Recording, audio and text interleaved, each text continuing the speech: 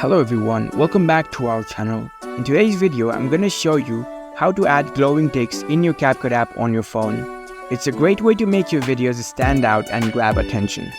So we're going to go through how to do it. Let's dive right in. First of all, unlock your phone and make sure you've already downloaded the CapCut app. Once you download it, launch the app on your phone. Once you're in the app, here you can see the new project button. Tap on it. Now select the video clip or image where you want to add the glowing text to. Now tap on add button. Now the media file you just selected will be imported to the CapCut project. Here you can see the text icon at the bottom of your screen. Tap on it. Select add text. Now type in the text you want to add.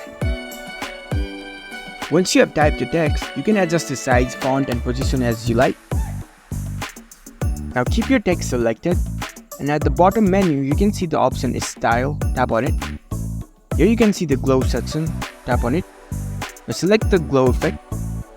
You can change the intensity from this slider. And there you go. This is how you can apply the glow effect into your text. If you found this video helpful, don't forget to give this video a thumbs up and subscribe to our channel for more tech tips. Thank you for watching.